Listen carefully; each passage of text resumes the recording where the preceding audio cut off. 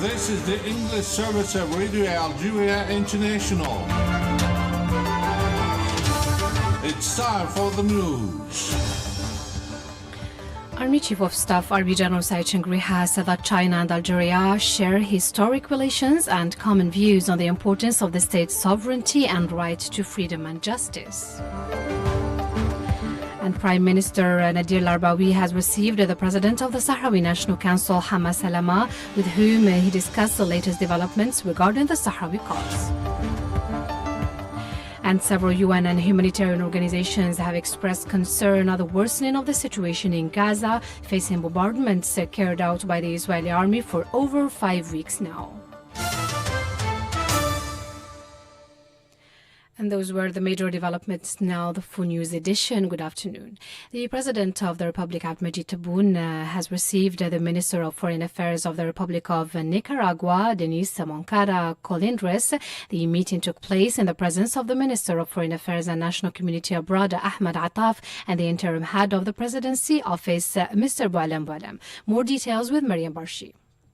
Minister of External Relations of the Republic of Nicaragua, Mr. Denis Moncada Colindres, was later on received by Mr. Attaf, who stressed that this visit offered a new era of the bilateral relations through the exchange of diplomatic representation and the opening of 2 embassies in Managua and Algiers. He praised the initiative of the Republic of Nicaragua, who has chosen Algeria to open its first embassy in the African continent. Mr. Attaf held the meeting as constructive and profitable, confirming that the 2 countries' commitment to reinforcing bilateral cooperation based on the historical common heritage regarding the revolutionary struggle for liberation that is reflected by our positions taken regarding the defense of fair causes, including the Palestinian and Sahrawi questions. The 2 ministers also examined the disastrous situation of the Palestinian population in Gaza, as well as the diplomatic efforts deployed to end the Israeli aggression and to sue the occupier before the International Criminal Court. We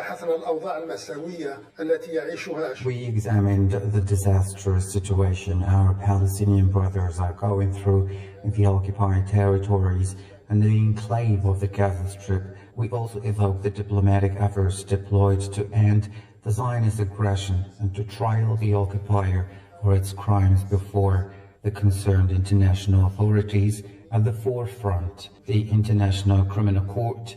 And we noticed that the Palestinian cause, which has always been a priority for both of our countries, marked its return to the international scene to remind the international community, notably the Security Council, their legal, political and moral responsibility regarding the Palestinian people.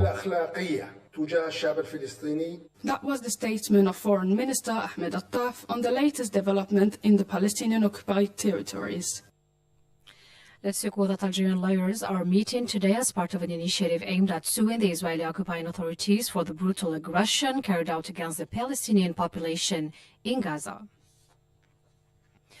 Army Chief of Staff Army General Said Chengri has said that China and Algeria share historic relations and common views on the importance of the state's sovereignty and right to freedom and justice. On the second day of his visit to China, the Army General was received by Army General Liu Jianli, Chief of Staff of the Joint Staff Department of the Central Military Commission of China. During the meeting, Army General Said Chengri highlighted the long-standing relations between the 2 countries dating back to the glorious November Revolution, recalling that China was among the first countries to support the struggle of the Algerian people for their right to self-determination during the Bandung Conference in 1955 and the first non-Arab country to recognize the provisional government of the Algerian Republic.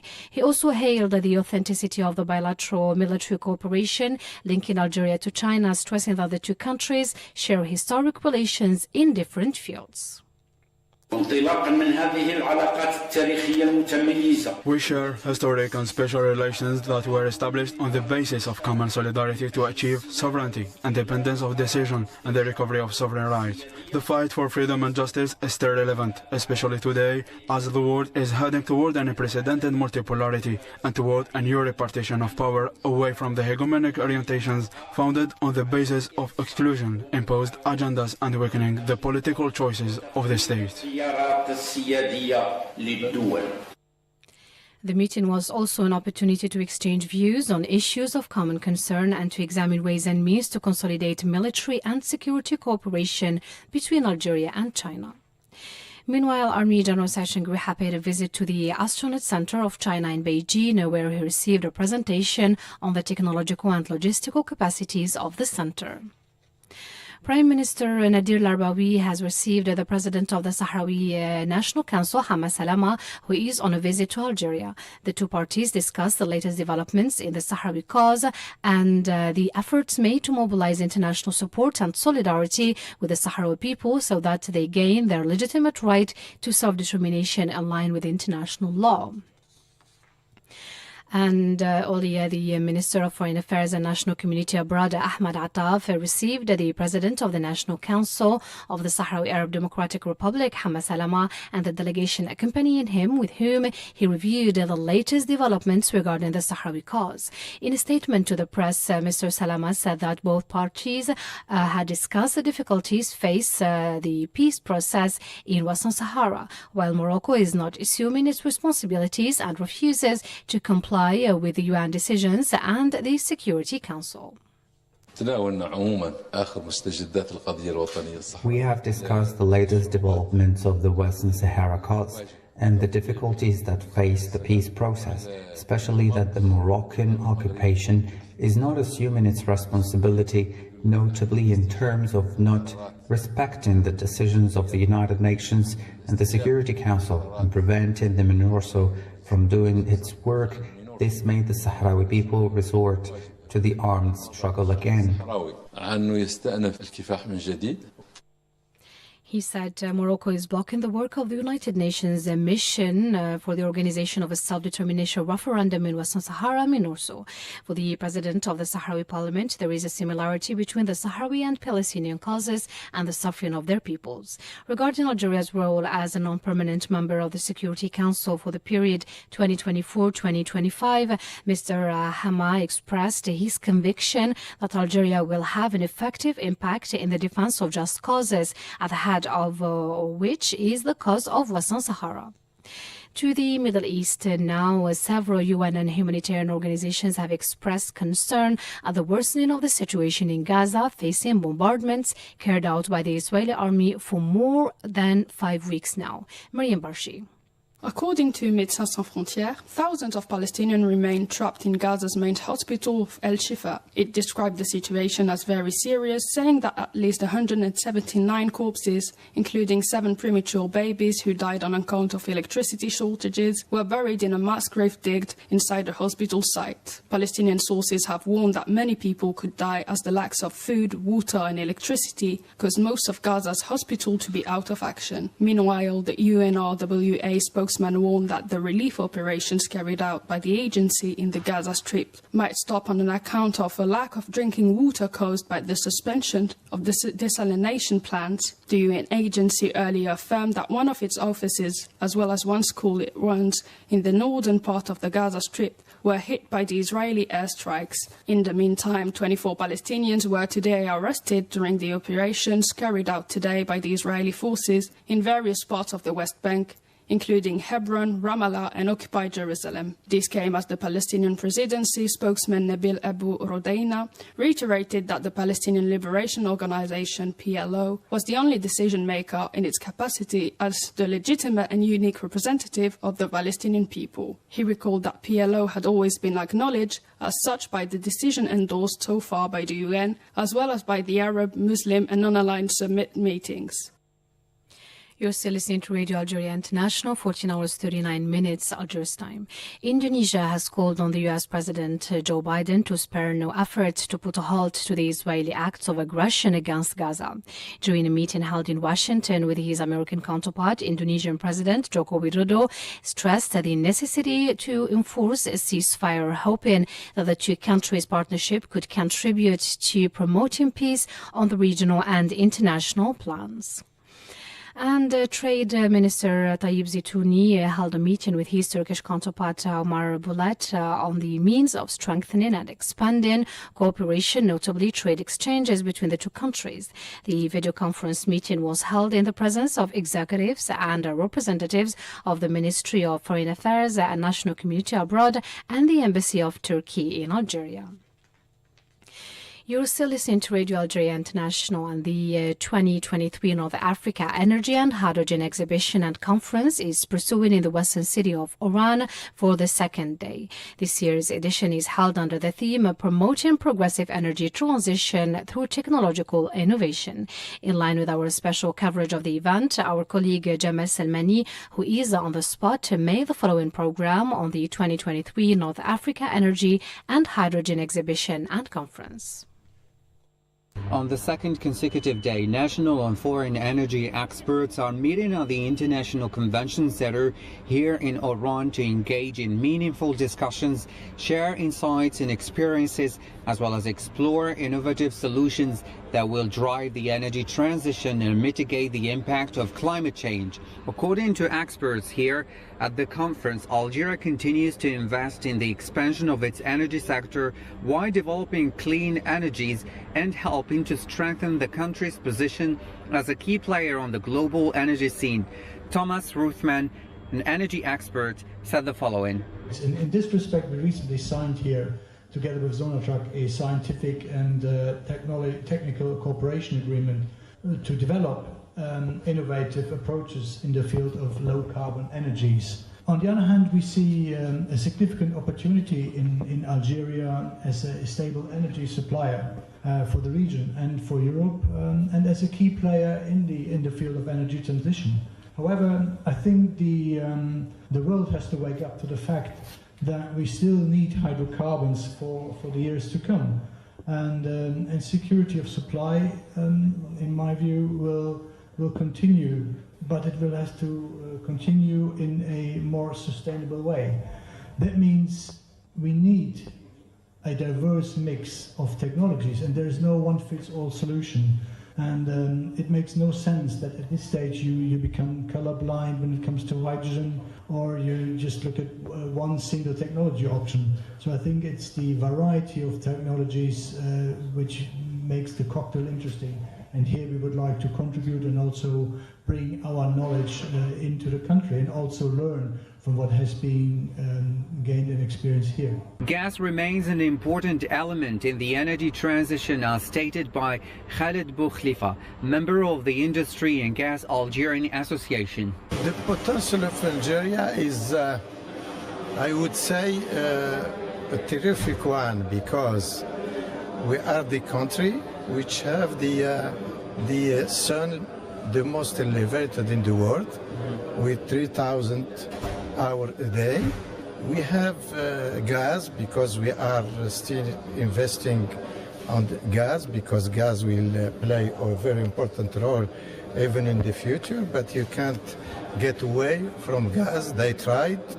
First, they started to talk about energy transition, and they tried even to push banks not to invest in oil, coal, and finally they wanted to do it for gas, and they found out that it's a mistake. Gas is here. For his part, the director of Regain Asset, Repsol, hailed Algeria's regulations to move forward in the energy transition. We believe that it's possible to do it. We have, first of all, resources, because Algeria has plenty of resources. Is plenty of capacity, because we have, first of all, people. What I want to remember is we are talking about energy transition, but this is going to be done by us together, I mean. And we have expertise. We have demonstrated that working in partnership with Sonatrach is working very well, and that there is a long history. And therefore, we have the capacity of people doing and working together with respect to transition. And the last one that I want to say is timing. Timing was already mentioned before, is very, very important. We don't have time. We don't have time I was trying to check when the Kyoto Protocol was signed was 1997. Then the Paris Agreement was signed in 2016, if I'm not wrong. Today we are in 2023. I want to really reinforce that timing is very, very important. And I really appreciate what the country is doing, because regulation is very, very important. Attracting technology transfer, technology application is very, very important from the regulator side. And what has been done with the new law 1913 is really, really important to reinforce this input and this possibility to do the projects. An exhibitor participating in the 2023 NAPAC told us about the measures taken by his company to mitigate the impact of climate change. I'm Luqman Haji, the Deputy General Manager at OSCO Oil Service Company. We're based in Hassim Saoud. We've been founded in 1990. Our company specializes in all kinds of services needed by the drilling companies and contractors, either nationally or internationally. Our services ranges from manpower, inspection services, certification, and all the kinds of services our clients need.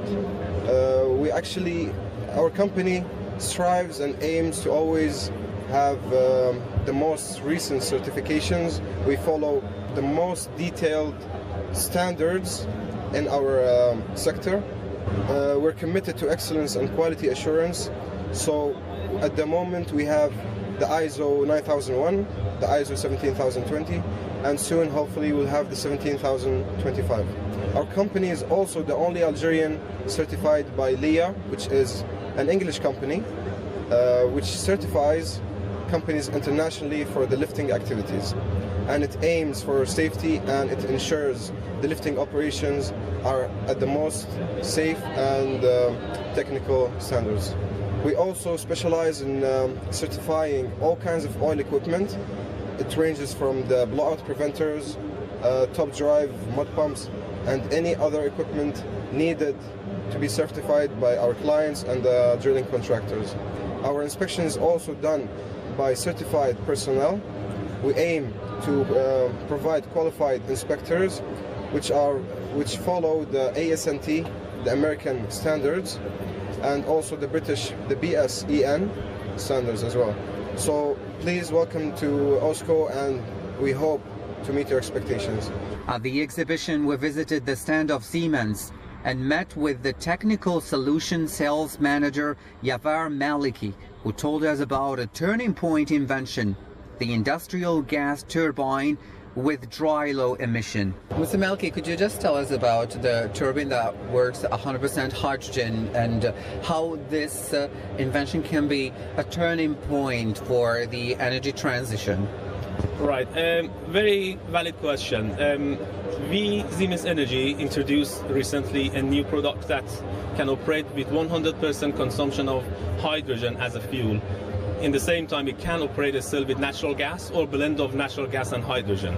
So this is a valid product which is commercialized and tested with 100% consumption of hydrogen, and it is being right now delivered to the project High Flex Power Transmission in France.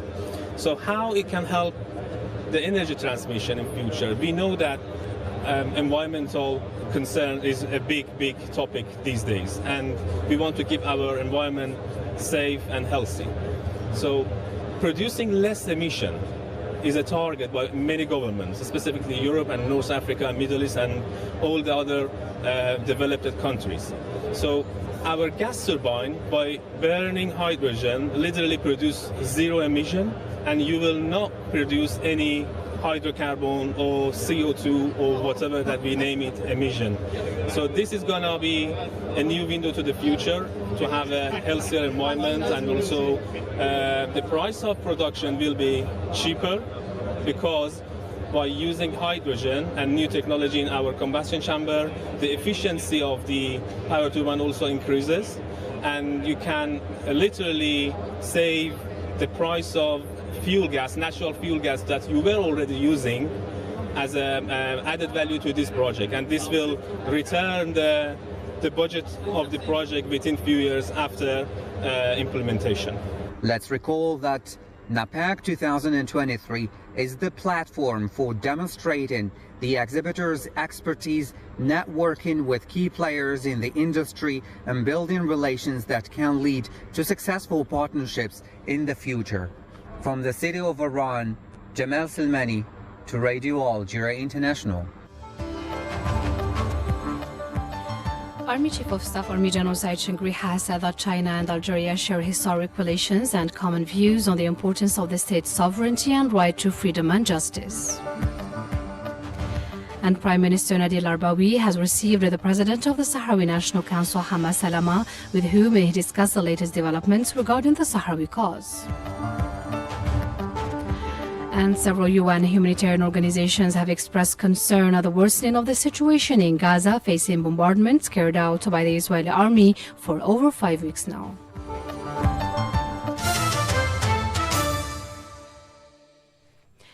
14 hours 51 minutes Algeria's time. You're still listening to Radio Algeria International, and that's it for our news bulletin, but still with our special coverage of the 2023 North Africa Energy and Hydrogen Exhibition and Conference in Oran City.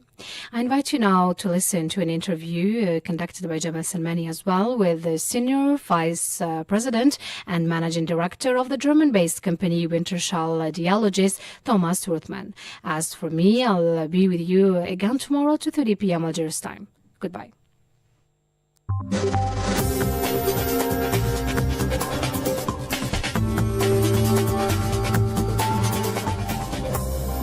Today we're here at the International Convention Center in the city of Oran to cover NAPAC 2023. We are visiting Wintershall Dea, which is a German-based company. With us today, Senior Vice President and Managing Director, Mr. Thomas Ruthman, who is going to tell us about his participation and so many other things. Mr. Ruthman, thank you so much for being with us. Yeah, pleasure. Thank you very much for having me. Mr. Ruthman, can you just tell us about your company, please? Yeah, Wintershall Dea is a German-based gas and oil company, and Wintershall Dea explores for and produces gas and oil in something like 11 countries worldwide, and it's on its way to become one of the leading gas and carbon management companies in Europe. And we heard that one of the main projects that you had was the Regan project. Could you give us details? Yeah, we are since 2002. We're active in the country. Our main project is Regan. Here we're partner with Sonatrach and Repsol. All right. And this is the first time that you're participating in the NAPAC 2023. What are your goals and your expectations? Yeah, I mean, for us, NAPAC is very important. As in Algeria, we would like to grow our business and contribute to low carbon energy solutions. With the know-how of engineers as pioneers at heart, we are making our contribution to the energy transition and now and in the future. And for us, Algeria has all the ingredients which we think are necessary to tackle the future when it comes to energy supply. Right. You have a partnership with Sonatrach. What are the measures or the steps to be taken by Wintershall Dea and Sonatrach in order to, to assure a perfect energy transition? Maybe let me start that we are in Algeria as a company follow a three-dimensional approach, a three-pillar approach. On the one hand side, we're looking into the classic E&P business with data rooms and ever. Then we look at M&A opportunities, but the third dimension is energy transition. And here we think, as I said, that Algeria has everything what it needs, and Algeria has everything which is required to become the leader for North Africa, or for when it comes to energy transition. And one of our projects here is, which we're at the moment discussing in Regan, is methanation, where we are exploring the conversion of CO2 by the means of H2 into synthetic CH4. So this is something where we would like to get rid of the currently vented CO2. On the other hand, we just published our the signing of our scientific technical cooperation agreement with Sonatrach. And here, together with our experts from Sonatrach, we are looking into a technology exchange. And at the moment, we have something like 20 projects we're looking at. We will go on, prioritize, but that, I think, could be a core of a future cooperation. And by the way, Methanation is one of those 20 projects. Okay, and according to you, what are the most important or the most urgent steps to be taken in order to mitigate the impact on climate change? I think we have to reduce CO2 by large, and this is what we have. Yeah, what the whole industry has to start continuing the decarbonization, and that's this is one of our primary goals. And I mean, maybe also worth to mention that Wintershall there on the corporate level, we have something like 17 lighthouse projects currently taking care of CO2. We just started in March a nice CCS project in the Danish North Sea, where we're injecting CO2 into an old reservoir. Right. And what about your future partnership here in Algeria, except Sonatrach? I mean, Sonatrach is the partner in Algeria. I think there is no way that you will be active in Algeria without Sonatrach. And we fully admit that, and we like it. Okay. Thank you so much, Mr. Thomas Rookman, for your answers. And it was really nice talking to you. Thank you very much. Pleasure.